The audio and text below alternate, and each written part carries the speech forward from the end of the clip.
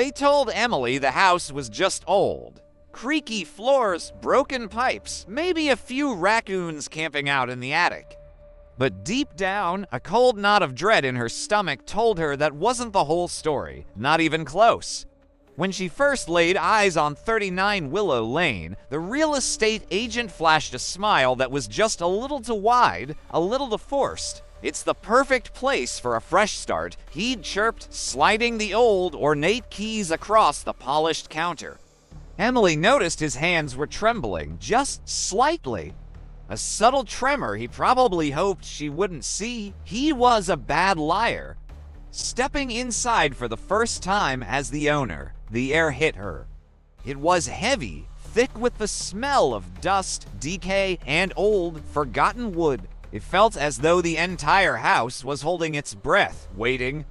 That first night was a blur of cardboard boxes and the sharp, clean scent of packing tape.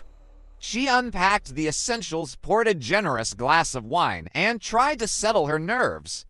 But every step she took was answered by a groan from the floorboards beneath her feet. It wasn't just the sound of old wood settling. It felt like a protest, as if the house itself didn't want her there. Sleep came fitfully, but she was jolted awake by a sound. She glanced at her phone. 3:12 a.m. It was a whisper. Not from outside her window, not from a dream replaying in her mind. It was inside the room with her. A woman's voice, so faint it was like a sigh, trembled on the edge of hearing. It repeated a single, chilling word: leave. Emily's hand fumbled for the lamp switch. Light flooded the room, chasing the shadows into the corners, but there was nothing. Just the peeling, pale yellow wallpaper that looked like sun-bleached skin and a sudden, cold draft that brushed against her cheek. She shivered, pulling the blankets tighter, and told herself it was just the wine, just the stress of the move. The next morning, sunlight streamed through the dusty windows, making everything seem normal, almost cheerful. She was about to dismiss the whisper as a bad dream when she saw it. On the inside of her bedroom window, traced into the thick layer of dust, were four simple words: "I can see you." A nervous laugh escaped her lips. A prank, a remnant from the last tenants. She tried to reason it away, wiping the words clean with the sleeve of her sweater. But the unease lingered, a cold shadow at the back of her mind. That evening, as she walked down the main hallway, she noticed something else: the portraits. They came with the house, stiff, forgotten figures from a bygone era, their painted eyes staring out from ornate frames.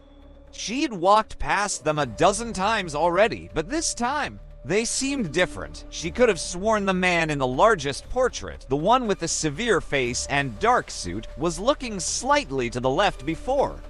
Now, his gaze was fixed directly on her. She blinked, looked away, then snapped her head back. The eyes of the woman next to him, previously staring into the distance, now seemed to follow her as she moved. She felt a wave of vertigo, convinced her mind was playing tricks on her. By the third night, sleep was a distant memory. The single whisper had multiplied.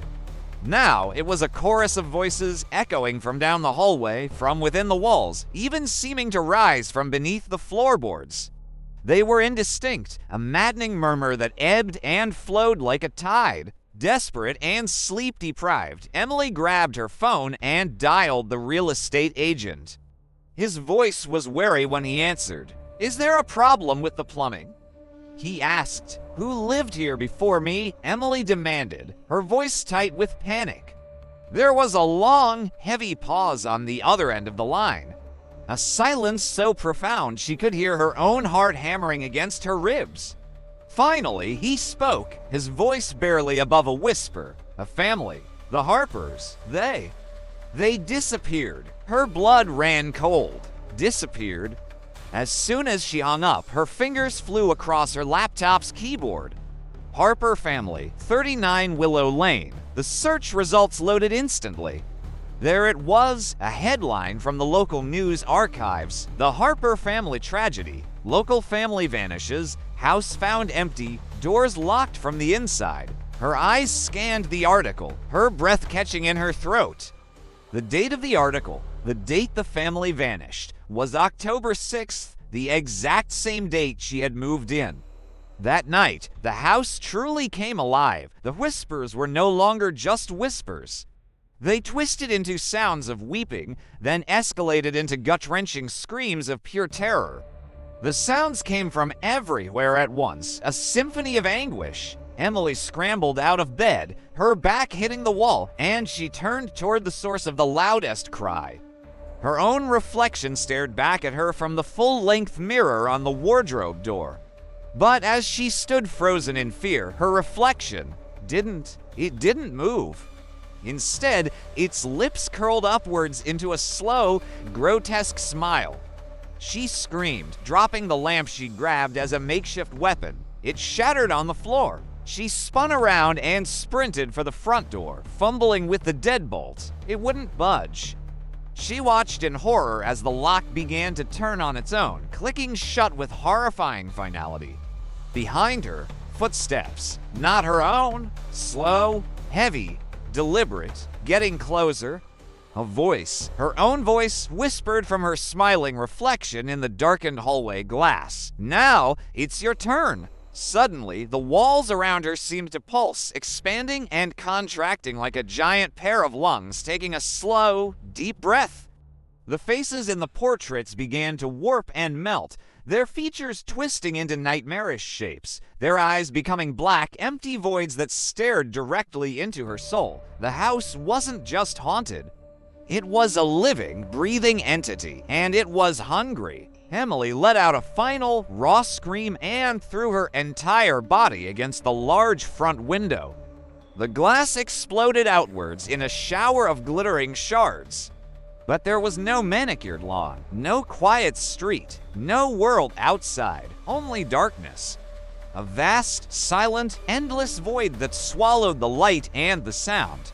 Her last coherent thought as she tumbled into that infinite blackness was the faint, distant sound of the front door unlocking, then the creak of the floorboards and the sound of new footsteps entering the house.